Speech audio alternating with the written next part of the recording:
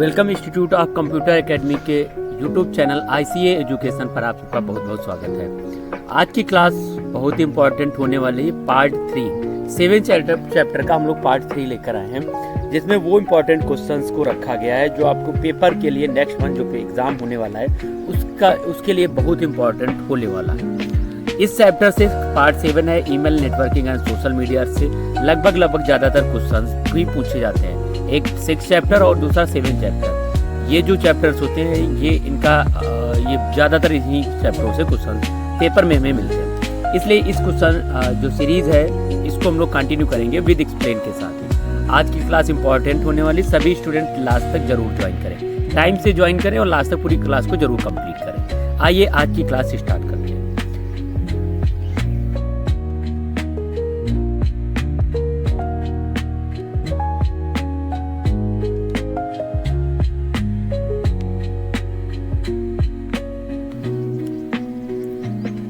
Question number 1 computer की screen पर। Twitter पर एक संदेश लिखते समय आपके द्वारा उपयोग किए जाने वाले वर्डों की अधिकतम संख्या क्या है? ट्विटर पर एक संदेश जब हम टाइप करते हैं उस समय कितने वर्ड तक, यहाँ पर कितने कैरेक्टर्स हम राइट कर सकते हैं, ये इसमें आपको बताना है कितने कैरेक्टर्स राइट कर सकते हैं। क्वेश्चन का इसमें से ऑप्शन ए दिया है 140 140 कैरेक्टर हैं। यहाँ पर दूसरा ऑप्शन है 280 280 है। सी ऑप्शन है 500 है। डी ऑप्शन है 1000 है। इन चारों ऑप्शनों में से आपको बताना है क्या होगा। अब यहाँ पर अगर ट्विटर पर संदेश लिखते समय कैरेक्टरों की अधिकतम संख्या पूछा जा रहा है तो आपको क्या करना है, यहाँ पर मैक्सिमम नंबर आपको बताना है कितने लिख सकते हैं, अधिकतम कितने कैरेक्टर होते हैं। इन क्वेश्चनों में थोड़ा डिफरेंस समझना है। वहाँ पर क्या 140 से 280 के बीच में लिख सकते हैं। जब हमसे ये पूछा जा रहा है कि केवल अधिकतम मैक्सिमम कितने कैरेक्टर लिख सकते हैं तो यहाँ पर हमें क्या चूज करना है, बी ऑप्शन को चूज करना है, क्योंकि बी ऑप्शन राइट हुआ, क्योंकि इसमें से सबसे ज़्यादा जो ऑप्शन सही आंसर होंगे उसका सही आंसर होगा 280। अधिकतम कैरेक्टर 280 टाइप कर सकते हैं, लिख सकते हैं ट्विटर पर। ट्विटर क्योंकि एक माइक्रो ब्लॉगिंग सोशल साइट्स होता है, यहाँ पर हम छोटे छोटे टेक्स्ट मैसेज के रूप में अपने डेटा को अपनी जो सोशल साइट पर है जो भी इंफॉर्मेशन है वो शेयर कर सकते हैं। क्वेश्चन नंबर 1 का राइट आंसर में मिल चुका है। इसका सही आंसर है B option is the right answer. Next question, निम्नलिखित में से कौन सी ई गवर्नेंस की प्रमुख विशेषता नहीं है? ई गवर्नेंस की जो प्रमुख विशेषता क्या नहीं है ये आपको बताना है। ए ऑप्शन है इलेक्ट्रॉनिक मेडिकल रिकॉर्ड नहीं होता है, या फिर बी ऑप्शन जो हमें मिल जाता है ऑनलाइन अपॉइंटमेंट नहीं ले सकते हैं। सी ऑप्शन है टेलीपैथी टेलीकम्युनिकेशंस के लिए यूज नहीं किया जाता है, डेटा रखने के लिए नहीं करते। या फिर डी ऑप्शन है सरकारी जानकारी तक पहुंच, जो सरकारी जानकारी होती है वहां तक पहुंच नहीं होती है। अब इन चारों ऑप्शनों में से आपको बताना है कौन सा ऑप्शन राइट होगा। फटाफट राइट आंसर बताना है आपको। राइट आंसर इसका क्या होगा? ए बी सी डी चारों ऑप्शन आपकी स्क्रीन पर दिख रहे होंगे। क्या होता है इलेक्ट्रॉनिक मेडिकल रिपोर्ट? आजकल लगभग सभी हॉस्पिटल्स में भी इलेक्ट्रॉनिक मेडिकल रिकॉर्ड्स रखे जाते हैं। कई सारे ऐप आते हैं, हेल्थ कार्ड है या अलग अलग कई जो हैं वो ऐप चलते हैं जिनके द्वारा हम अपना हेल्थ रिकॉर्ड एक जगह रख सकते हैं। दूसरा है यहाँ पर ऑनलाइन अपॉइंटमेंट। अगर हमें कहीं हॉस्पिटल वगैरह में दिखा रहे हैं तो ऑनलाइन अपॉइंटमेंट लेने का वो भी अब आजकल ऑनलाइन हो गया है। अगर आप किसी भी मेडिकल इंस्टीट्यूट में जाते हैं या मेडिकल कॉलेज वगैरह में जाते हैं तो वहाँ पे क्या करना, आपको पहले से अपॉइंटमेंट का ले सकते हैं और वहाँ से अपॉइंटमेंट लेने के बाद डायरेक्ट हम अपने डॉक्टर को दिखा सकते हैं। तीसरा ऑप्शन है टेलीपैथी, ये टेली कम्युनिकेशन के लिए डेटा रखता है, ये काम नहीं करता है। सरकारी जानकारी तक पहुँच, ये भी ऑप्शन रखता है, सरकारी जानकारी पहुँच तक भी रखता है। तो इसका रॉन्ग आंसर जो होगा सी ऑप्शन रॉन्ग आंसर है। यहाँ पर टेलीपैथी जो होती है ये इसके अंतर्गत नहीं आती है, इलेक्ट्रॉनिक ई गवर्नेंस के अंतर्गत इसका पार्ट नहीं है। तो यहाँ पर हमारा क्वेश्चन 2 का C option is the right answer. Next question, भेजा गया मेल आमतौर पर कहाँ पाया जाता है? जो मेल हम लोग भेजते हैं आमतौर पर कहाँ पाया जाता है ये आपको बताना है। ए ऑप्शन है इनबॉक्स में होता है, जो हम लोग मेल भेजते हैं, ये ध्यान रखना है। बी ऑप्शन है आउटबॉक्स में होता है। सी ऑप्शन ड्रॉप में होता है। डी ऑप्शन है इसमें से सेंड बॉक्स में होता है। अब इनमें से आपको बताना है कौन सा ऑप्शन राइट होगा, कौन सा ऑप्शन इसका राइट होगा। ए बी सी डी चारों ऑप्शन आपकी स्क्रीन पर हैं। आपको बताना है क्या होगा। भेजा गया मेल आमतौर पर कहाँ पाया जा सकता है? इनबॉक्स, आउटबॉक्स, ड्रॉप या फिर सेंड बॉक्स। अब इसका सही आंसर हमें मिल जाता है। इसका सही आंसर क्या होगा? जो मेल हम भेजते हैं वो कहाँ होते हैं आपको बताना है। कमेंट सेक्शन में फटाफट टाइप करके बताना है कहाँ पर मेल होते हैं, कहाँ पे मेल होते हैं। गुड। जिन लोगों ने ऑप्शन डी चुना है, right answer send box is the right answer. Send box क्या होता है? जहाँ पर हम लोग मेल भेजते हैं वो सारे मेल हमारे वहाँ पर स्टोर हो जाते हैं और उनको हम बाद में भी देख सकते हैं कौन से मेल हमने सेंड किए थे। तो इसका right answer C option is the right answer. Question 4, USSD किसके समान है? यूएसएसडी किसके समान होता है ये बताना है। एक ऑप्शन है ईमेल, बी ऑप्शन है व्हाट्सएप मैसेज, सी ऑप्शन है एसएमएस, डी ऑप्शन है वीडियो कॉलिंग। इन चारों ऑप्शनों में से आपको बताना है इसमें से कौन सा ऑप्शन राइट है। यूएसएसडी किसके द्वारा किसके समान है? ईमेल के समान होता है? नहीं होता है, बिल्कुल नहीं होता है। दूसरा ऑप्शन है व्हाट्सएप मैसेज, व्हाट्सएप मैसेज के समान होता है? ये भी नहीं होता है, व्हाट्सएप मैसेज नहीं होता है। सी ऑप्शन है एसएमएस, एसएमएस के द्वारा होता है? एसएमएस के द्वारा भी नहीं होता है। चौथा ऑप्शन है डी ऑप्शन है वीडियो कॉलिंग। तो वीडियो कॉलिंग आपको बताना है कि क्या वीडियो कॉलिंग के लिए होता है। अब इन चारों ऑप्शनों में से आपको बताना कौन सा है।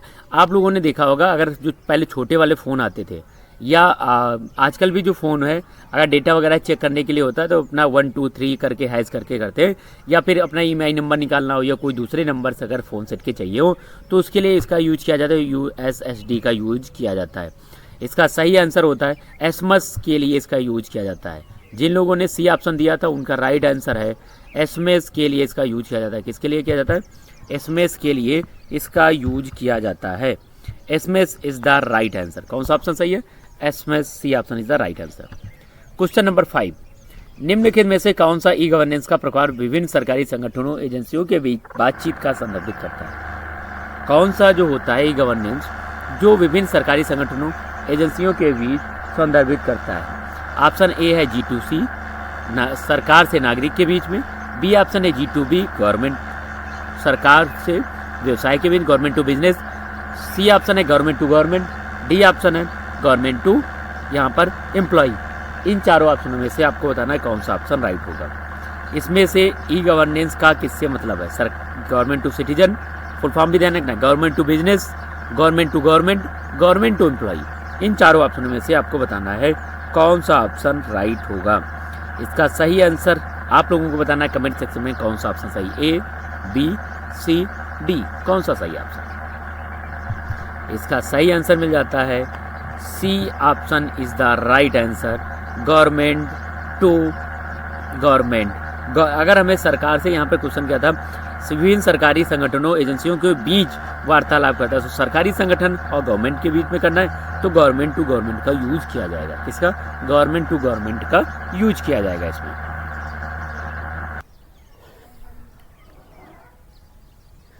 क्वेश्चन नंबर 5 कंप्लीट हो चुका है। क्वेश्चन नंबर 6, ब्लॉग किसका एक संक्षिप्त रूप है? ब्लॉग किसका एक संक्षिप्त रूप है ये आपको बताना है। ए ऑप्शन मिल जाता है वेब ब्लॉग, बी ऑप्शन है बाइनरी लॉग, सी ऑप्शन है बेसिक लॉग और डी ऑप्शन है इनमें से कोई नहीं। अब आपको बताना है इन चारों ऑप्शनों में से ब्लॉग का संक्षिप्त रूप क्या है। ब्लॉग का web blog, binary log, basic log या इनमें से कोई नहीं। ए बी सी डी चारों ऑप्शन कंप्यूटर की स्क्रीन पर हैं। आपको बताना कौन सा क्वेश्चन राइट होगा। क्वेश्चन नंबर 6 का राइट आंसर आपको फटाफट कमेंट सेक्शन में टाइप करना है। जो स्टूडेंट्स आज पहली बार क्लास को ज्वाइन कर रहे हैं तो आपको चैनल को सब्सक्राइब कर लेना है आपको, जिससे कि डेली शाम को लाइव 8 बजे क्लास को की नोटिफिकेशन मिल जाए। अगर आप लोग डेली क्लास ज्वाइन कर रहे हैं तो वीडियो को लाइक कर लें, जिससे कि ज़्यादा से ज़्यादा स्टूडेंट्स को साथ में ये वीडियो शेयर हो सके। क्वेश्चन नंबर 6 का राइट आंसर आपको बताना था क्या है इसका। जिन लोगों ने ऑप्शन दिया है ए ऑप्शन दिया है उनको का सभी का राइट आंसर है कि ज़्यादातर लोगों ने सही दिया है। B option is A option is the right answer. Question number 6 का right answer A option is the right answer. Blog web blog का एक संक्षिप्त रूप होता है। Question number 7, question number 7, email में इनबॉक्स में ईमेल किस प्रकार से व्यवस्थित होते हैं? ईमेल में इनबॉक्स में ईमेल किस क्रम में व्यवस्थित होते हैं आपको बताना है। ए ऑप्शन है अल्फ़ाबेटिकल, बी ऑप्शन है साइज, सी ऑप्शन है सब्जेक्ट, डी ऑप्शन है यहाँ पर डेट एंड टाइम। इन चारों ऑप्शनों में से आपको बताना है कि कौन सा ऑप्शन राइट होगा। ए बी सी डी चारों ऑप्शन आपकी स्क्रीन पर है, आपको बताना है इसमें से कौन सा राइट आंसर होगा। ईमेल जो होता है वो किस क्रम में दिखाई देता है ये आपको बताना है। क्वेश्चन नंबर हमारा था 7 किस रूप में दिखाई देता है। जैसे कि आप ईमेल कहीं भेजते हैं, सेंड करते हैं या हमारे मेल्स आते हैं तो वो हमें किस रूप में दिखाई देंगे, किस तरीके से होते हैं। इसका सही आंसर है ए या फिर डी। सही आंसर है D option is the right answer. तिथि और समय का, डेट एंड टाइम। डेट जैसे आज के मेल हैं वो आज के सीक्वेंस में दिखाई देंगे, टाइम जिस टाइम से होंगे उससे सॉर्टेड हो जाएंगे, अपने टाइम के अनुसार वो क्रमबद्ध हमें दिखाई देंगे। क्वेश्चन नंबर 7 का राइट आंसर है D option is the right answer. Next question. आज के क्वेश्चन जो हैं ये बेसिक लगभग सभी के यूजफुल हैं। इन क्वेश्चनों की मदद से हम अपने जो सोशल साइट्स हैं आजकल जिनका हम लोग ज़्यादातर यूज करते हैं उनको कैसे हैंडल कर सकते हैं इसके बारे में भी अच्छे से सीख सकते हैं और समझ सकते हैं। फेसबुक किसका उदाहरण है। फेसबुक क्या है, लगभग सभी स्टूडेंट्स यूज करते हैं। ए ऑप्शन है सर्च इंजन, बी ऑप्शन है सोशल नेटवर्किंग, सी ऑप्शन है e commerce, D option operating system. इन चारों ऑप्शनों में से आपको बताना फेसबुक क्या है, किसका उदाहरण होता है। ए बी सी डी चारों ऑप्शन स्क्रीन पर यहाँ पर दिखाई दे रहे हैं। कौन सा ऑप्शन राइट है ये आपको बताना है। Search engine, social networking, e commerce site है या फिर ऑपरेटिंग। ये क्वेश्चन का जो क्वेश्चन है इसका आंसर सभी कुछ से आना चाहिए, मतलब जितने भी ऑप्शंस यहाँ पर दिए हैं सभी स्टूडेंट्स हैं उनको सभी को बताना इनमें से ऑप्शनों में से कौन सा सही है। फेसबुक का उदाहरण क्या है ये आपको बताना है।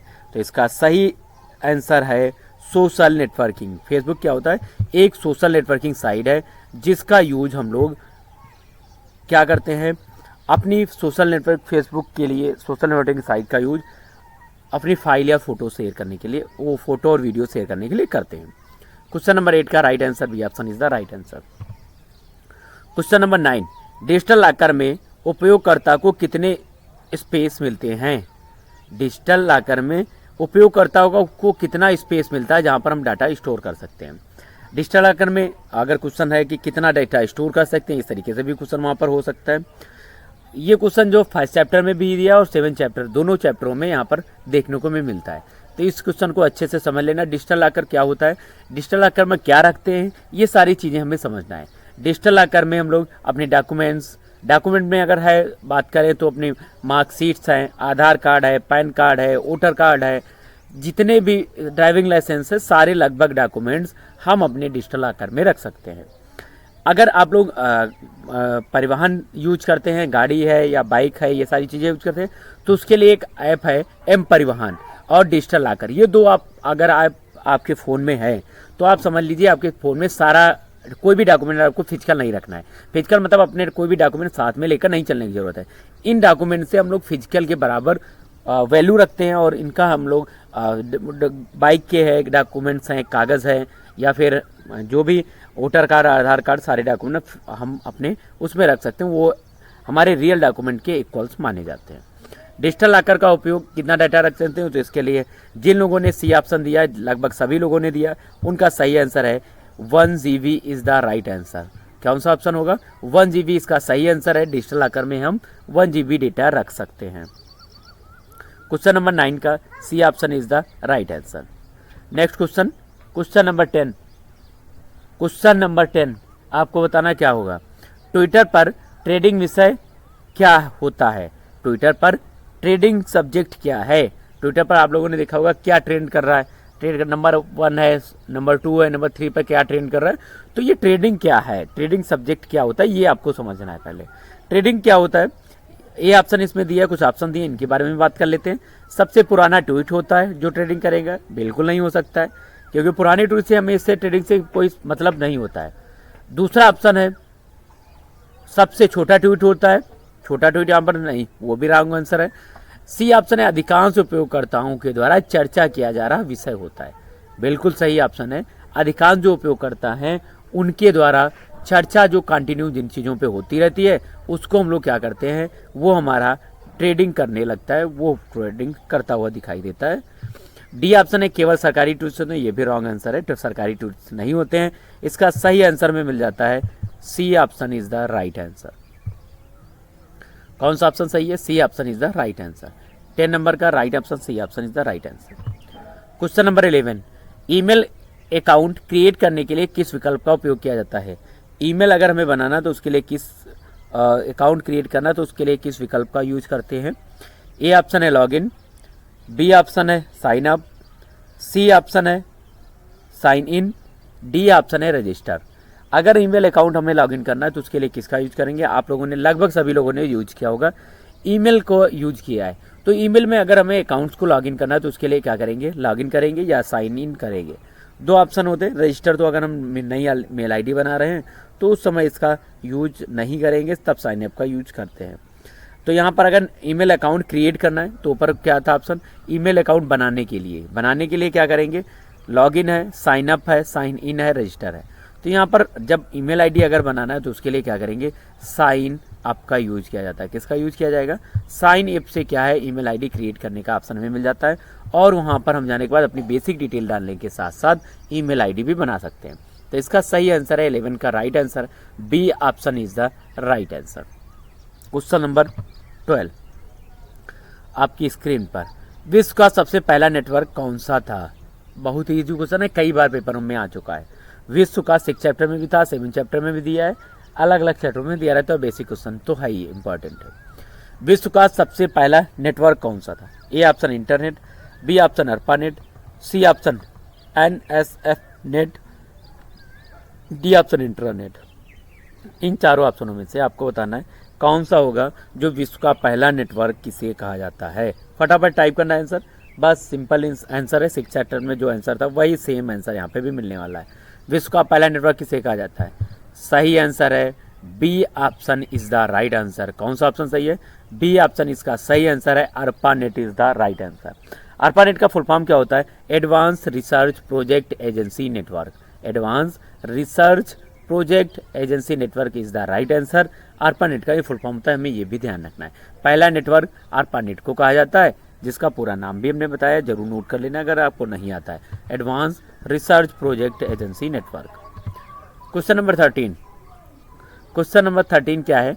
टेलीग्राम एप्लीकेशन का आविष्कार किसने किया था? ये भी एक अच्छा सोशल नेटवर्किंग साइट है, सोशल साइट्स है। टेलीग्राम एप्लीकेशन का आविष्कार किसने किया था? सबसे पहले टेलीग्राम क्या होता है इसके बारे में बात कर लेते हैं और इससे रिलेटेड क्वेश्चन क्या बन सकते हैं ये भी हम लोग देखते हैं। टेलीग्राम जो होता है, टेलीग्राम ऑनलाइन एप्लीकेशंस का जो एप्लीकेशन है, ये एक तरीके से इसमें लगभग क्या है, इसमें मैक्सिमम 5000 लोगों को हम लोग एक ग्रुप में रख सकते हैं। जबकि व्हाट्सएप में क्या है, यहाँ पर 256 लोग हैं, या फिर इसमें 256 लोगों का ग्रुप बना सकते हैं। कितने लोगों का ग्रुप बना सकते हैं? तो 256 लोग। इंक्रीज कर दिया गया तो 512 हो गया।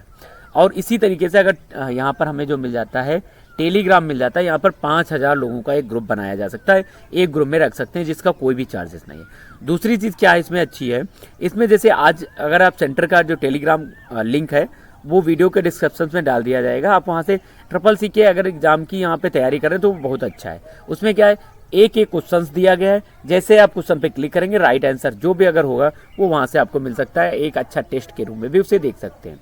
तो टेलीग्राम की लिंक आपको वहाँ से मिल जाएगी, आप लोग वहाँ से टेलीग्राम ज्वाइन कर सकते हैं।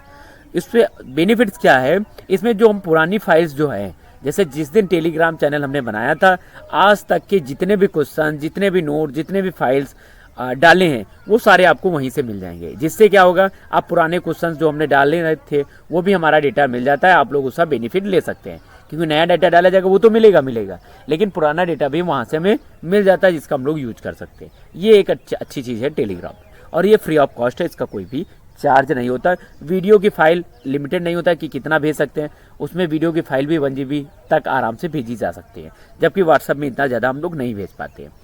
अब टेलीग्राम क्या है, टेलीग्राम का जो किसने बनाया था, तो इसका पावेल ड्रो, इसको किसने बनाया था? मार्क जुकरबर्ग फेसबुक के हैं, पावेल ड्रो जो हैं ये हमारे टेलीग्राम के हैं। टेलीग्राम के पावेल ड्रो, निकोला, इसका पूरा नाम है इनका Nikolai Pavel Durov. Pavel Durov भी कहीं भी ऑप्शन में मिल जाए तो वो भी राइट आंसर है। पावर ड्रो जो है ये यहाँ टेलीग्राम एप्लीकेशंस का बनाने को फाउंडर्स इसके हैं, आविष्कारक टेलीग्राम पावेल हैं। एलन मस्क जो हैं वो एक्स के हैं CEO हैं अभी, Elon Musk, Bill Gates Microsoft के हैं। इन चारों को हमें ध्यान रखना है, कहीं ना कहीं पेपर में इस तरीके के क्वेश्चन मिल सकते हैं। क्वेश्चन नंबर 14, उमंग ऐप को किस वर्ष आरंभ किया गया था? पिछली क्लासों में हमने उमंग ऐप का पूरा नाम आपको बताया था और उमंग ऐप में एन का क्या मतलब होता है 2 क्वेश्चंस कर चुके हैं। आज की क्लास में उमंग ऐप से किस वर्ष से प्रारंभ किया गया था ये आपको बताना है। उमंग ऐप कब जारी किया गया था? ए ऑप्शन है 2015 सन 2015, बी ऑप्शन है 2016 सन 2016, सी ऑप्शन सन 2017 सन 2017 और डी ऑप्शन है 2018 सन 2018। इन चारों ऑप्शनों में से आपको बताना है कि जो उमंग ऐप है किस वर्ष लॉन्च किया गया था। इंपॉर्टेंट सीरीज में से एक क्वेश्चन है, तो इसका सही आंसर है 15, 16, 17, 18। कौन सा ऑप्शन सही है ये आपको बताना है। कमेंट में फटाफट टाइप करें, उसके बाद आंसर आपको यहाँ से दिया जाएगा।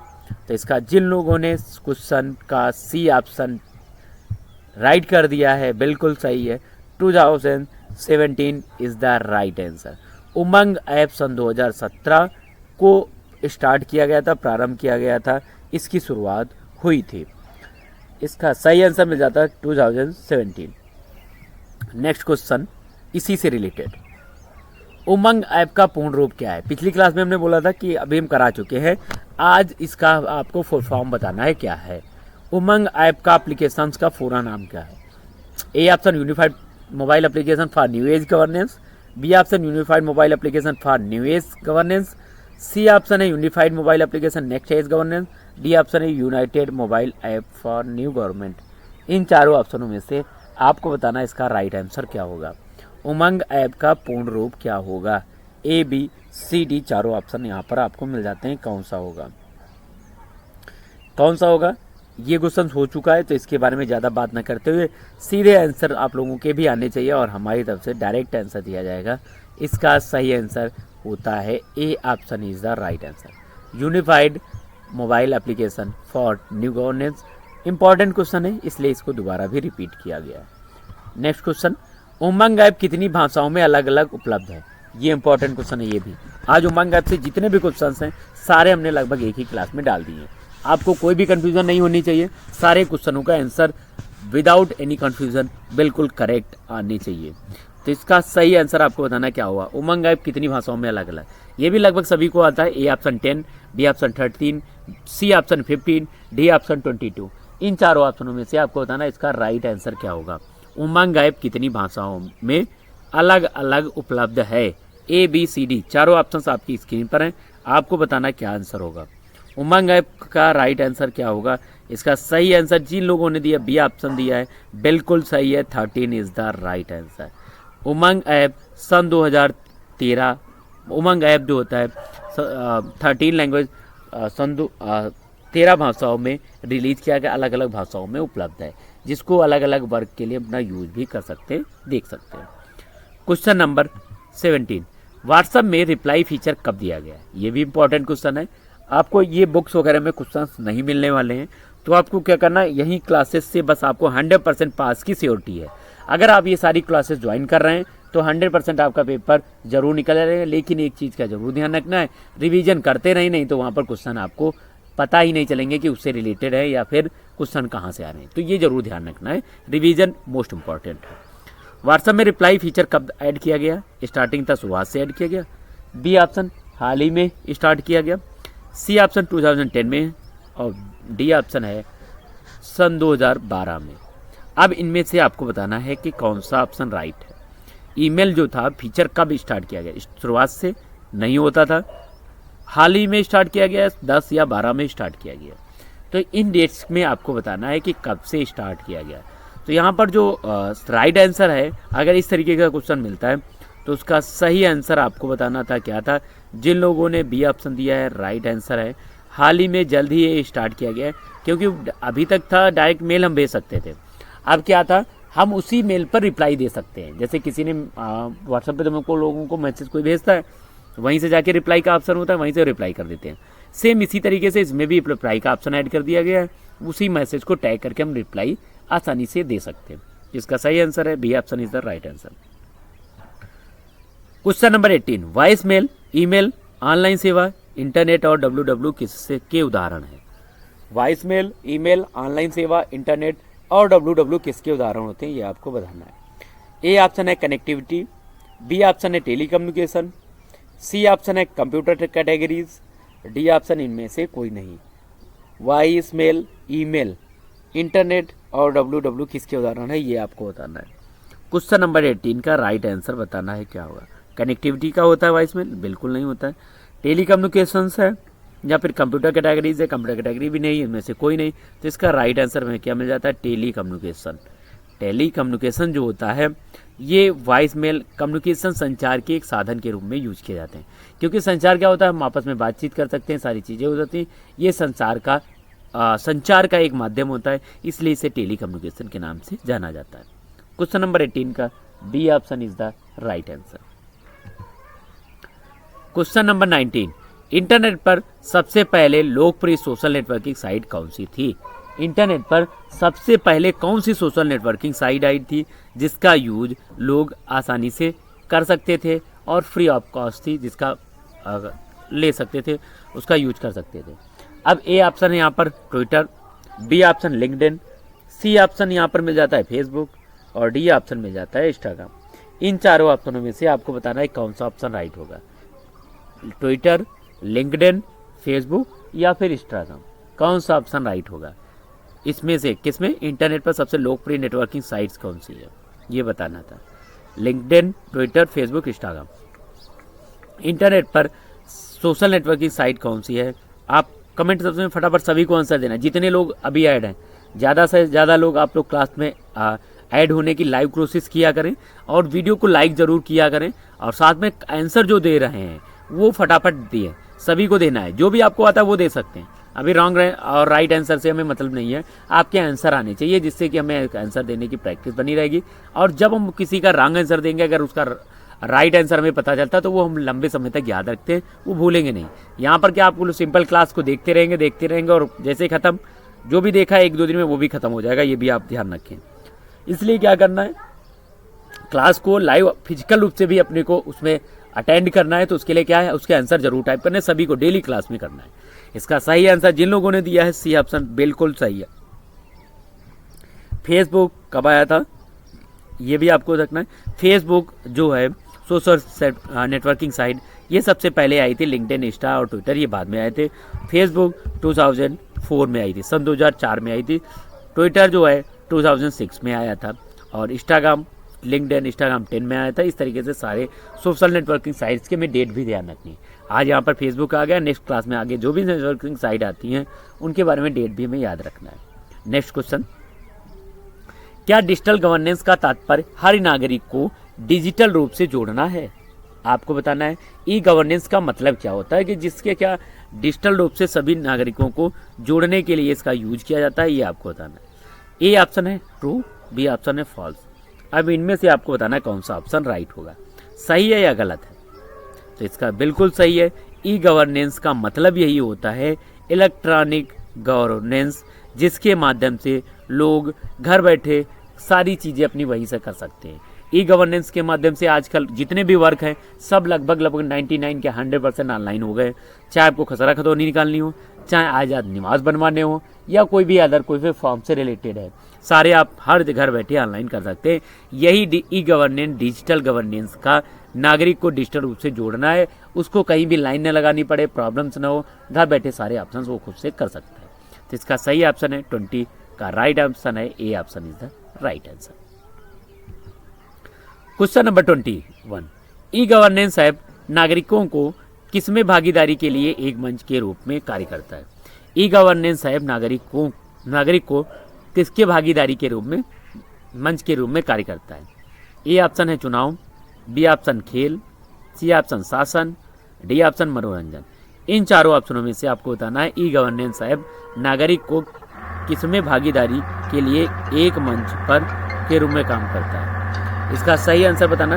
21 का राइट आंसर क्या होगा? ए, बी, सी, डी चारों ऑप्शन आपकी स्क्रीन पर हैं, आपको बताना इसका सही आंसर क्या होगा। इसका सही आंसर है गवर्नेंस। ई गवर्नेंस ऐप जो नागरिकों को भागीदारी के लिए यूज किया जाता है? इसका सही आंसर है C option is the right answer. कौन सा option? C option is the right answer. Question number 22, कौन सा फोल्डर हटाए गए डिलीट ईमेल को संग्रहित करने के लिए किया जाता है? ये भी मोस्ट इंपॉर्टेंट क्वेश्चन है, अच्छे से पढ़ना है, समझना। और क्वेश्चन पेपर में आपको क्या करना है, पेपर में सारे क्वेश्चन लगभग इसी चैप्टरों से इसी से संबंधित होंगे, बट क्या होती है थोड़ी बहुत लैंग्वेज वहाँ पर चेंज मिलेगी। आपको क्या करना है, लैंग्वेज चेंज होने के बाद भी क्वेश्चन को आराम से समझना है, उसके बाद आंसर को देना है, सारे क्वेश्चन हो जाएंगे।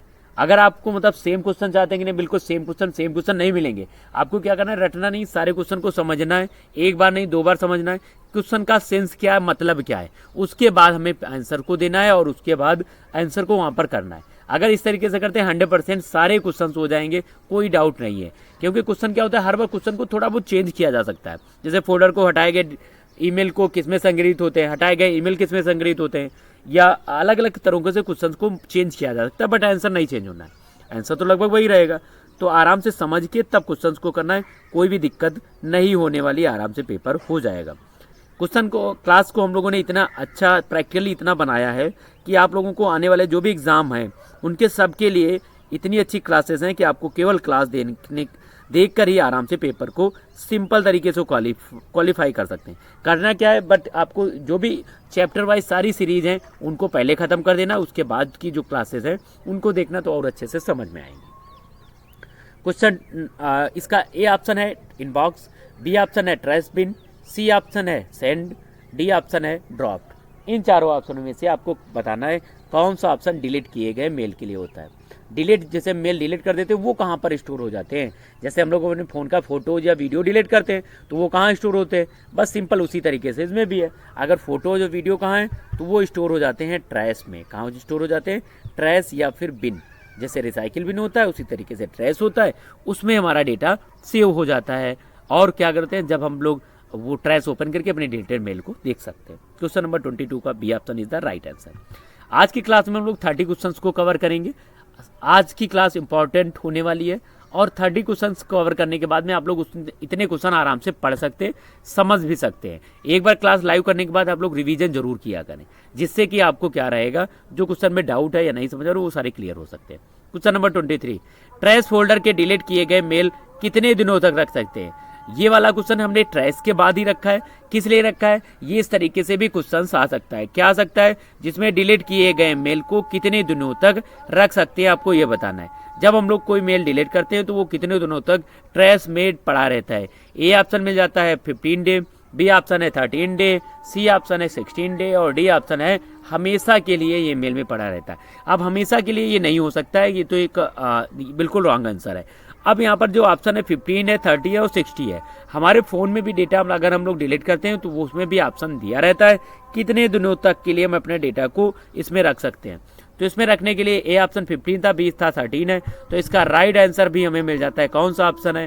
13 डेज तक अपना डेटा जो भी हम मेल डिलीट करते हैं वो हमारे ट्रैश में पड़े रहते हैं। उसके बाद वहाँ से भी मेल ये डिलीट हो जाते हैं, इरेज हो जाते हैं, परमानेंट के लिए इरेज हो जाते हैं।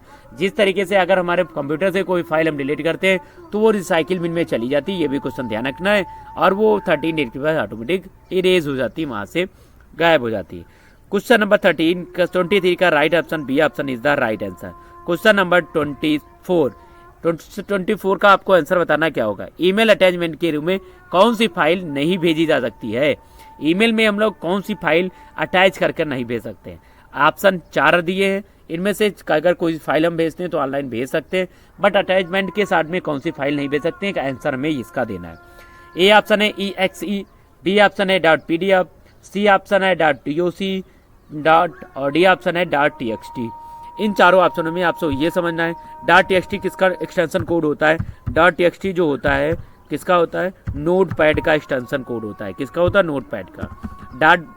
.doc ये MS वर्ड का होता है। किसका होता है? MS वर्ड का होता है। .pdf जो हमारी PDF फाइल होती है इनका होता है। किसका होता है? PDF फाइल्स के लिए इसका यूज किया जाता है। सी ऑप्शन है .exe, इसको हम लोग ईमेल में अटैच नहीं करा सकते। ये एक कोड है जिसकी ये फाइल्स को अटैच कराने के लिए इसमें अटैच कराने का ऑप्शंस नहीं होता है, मेल में नहीं अटैच करा सकते हैं। जबकि नीचे जो ऑप्शंस दिए हैं जिनके PDF है, DOC है, .txt है, ये तीनों ऑप्शन हम लोग आसानी से अटैच करा कर मेल सेंड कर सकते हैं। समझ में आया होगा आप लोगों को। PDF, वर्ड, नोटपैड, इनके भी एक्सटेंशन कोड हम लोग यहाँ पर सीख चुके हैं।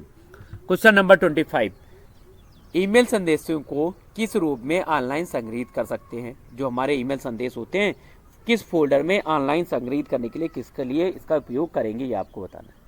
ए ऑप्शन है इनबॉक्स, बी ऑप्शन है आउट क्लाउड, सी ऑप्शन है आउटबॉक्स और डी ऑप्शन इनमें से कोई नहीं। अब इन चारों ऑप्शनों में से आपको बताना है इसमें से ईमेल संदेशों को फोल्डर जो होता है ऑनलाइन कैसे हम स्टोर कर सकते हैं। अच्छा क्वेश्चन है, इंपॉर्टेंट क्वेश्चन है, प्रैक्टिकल में भी यूज होने वाला क्वेश्चन है। अब हम लोग यूज भी कर सकते हैं। क्लाउड क्या होता है? इनबॉक्स के बारे में पता होगा, जहाँ पर मेल स्टोर करते हैं। आउटबॉक्स जो मेल भेजे जाते हैं बट नेटवर्क प्रॉब्लम की वजह से या फिर जो होता है वो सेंड नहीं हो पाते हैं, वो आउटबॉक्स में सेव हो जाते हैं। क्लाउड में क्या होता है? क्लाउड में वो मेल होते हैं जो हम लोग सीधे अपने कंप्यूटर में न सेव करके सीधे इंटरनेट पर सेव करना चाहते हैं, वो मेल को क्या बोलते हैं? क्लाउड होता है। तो इसका सही आंसर भी मिल चुका है हमें। क्लाउड पर अगर हम अपने मेल को सेव कर लेते हैं तो वो फोल्डर ऑनलाइन संग्रहित हो सकते हैं, मेलों को स्टोर कर सकते हैं। क्वेश्चन नंबर 25 का right option B option is the right answer. Question number 26, DigiLocker का उपयोग कहाँ नहीं किया जा सकता है? ये भी इंपॉर्टेंट क्वेश्चन है। डिजी लॉकर के आज अभी एक क्वेश्चन कर चुके हैं, दूसरा क्वेश्चन यहाँ पे हमें मिल चुका है।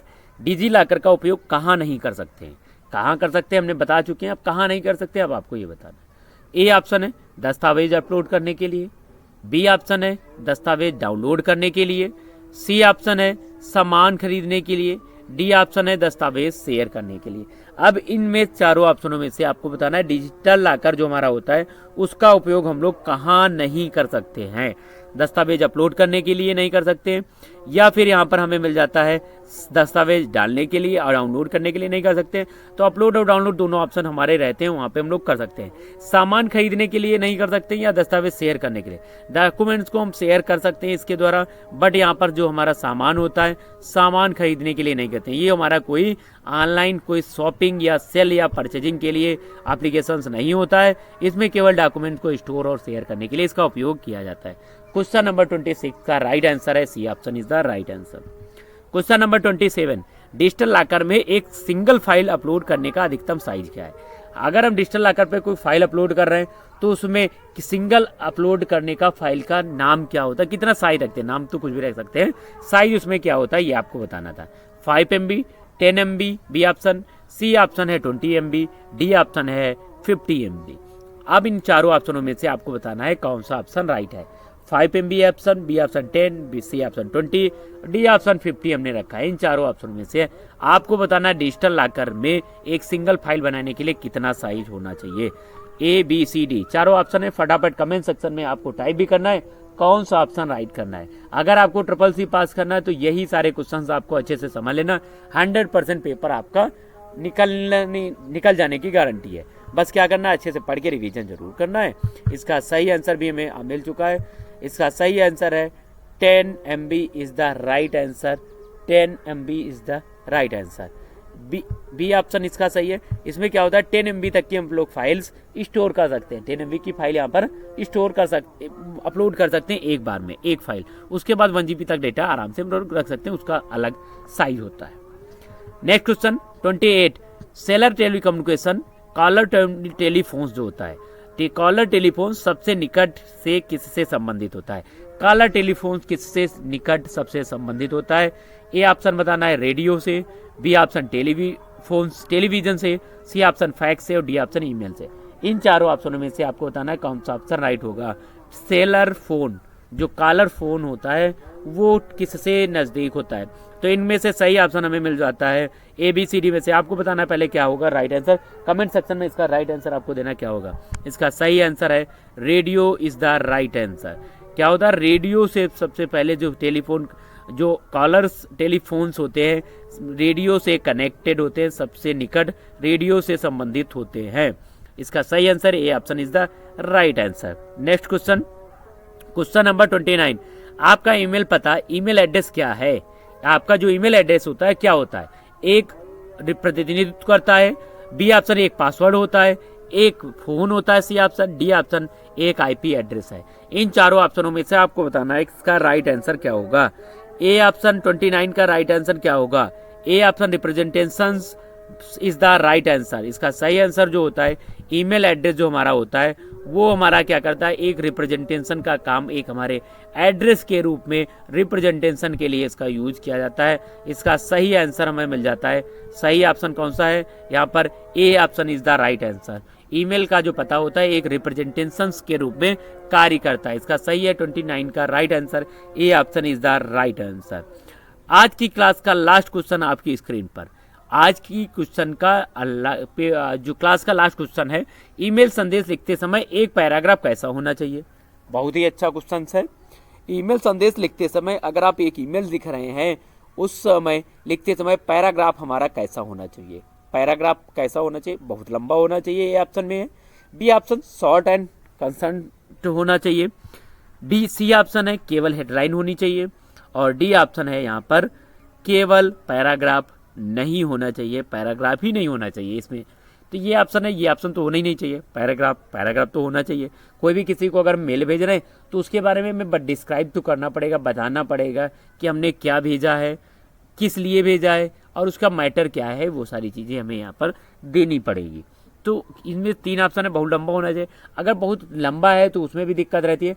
बहुत लंबा है तो वहाँ पे जो सेंडर जिसको सेंड कर रहे हैं वो वहाँ पर इतना लंबा संदेश को रीड नहीं कर पाता है, रीड नहीं करता है। डी ऑप्शन है यहाँ पर शॉर्ट में होना चाहिए और जो है कंसिस होना चाहिए। शॉर्ट तो ये बिल्कुल सही आंसर है। जो भी मेल होना चाहिए शॉर्ट होना चाहिए और कंसिस होना चाहिए। इससे क्या होता है यहाँ पर, B option is the right answer. संक्षिप्त और कंसिस होना चाहिए, इसका सही आंसर है। ईमेल संदेश लिखते समय पैराग्राफ कैसा होना चाहिए, शॉर्ट और कंसिस होना चाहिए। इसका सही आंसर है बी ऑप्शन 30 का B option is the right answer. सही आंसर है B option is the right answer. इसके बाद हम लोग आज की क्लास में लगभग 30 क्वेश्चन को आराम से कवर कर चुके हैं। 3 क्लासें हम लोग कवर कर चुके हैं 3rd चैप्टर में, और तीसरी क्लास थी। एक फर्स्ट क्लास के 2 पार्टों में आप लोगों को दिया गया है। सेकेंड क्लास पूरी 30 की दी गई है। 3rd क्लास यहाँ पर आपको मिल जाती है बी, जो आज हम लोगों ने कंप्लीट की है सक्सेसफुली, जिसमें हम लोगों ने आपको जो भी क्लासेस अब तक की दे रहे हैं, कोशिश कर रहे हैं अच्छी से अच्छी क्लास देने की कोशिश कर रहे हैं। आज की क्लास अगर आपको हेल्पफुल लगी है, वीडियो अगर आपको समझ में आया है, तो वीडियो को लाइक जरूर करें। न्यू स्टूडेंट सब्सक्राइब कर लें। कल की क्लास में हम लोग फिर मिलेंगे शाम को 8 बजे।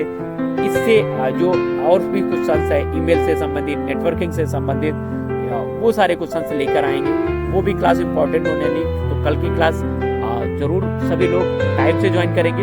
आज की क्लास में इतना ही। गुड नाइट, जय हिंद। कल की क्लास में फिर मिलते हैं, तब तक के लिए।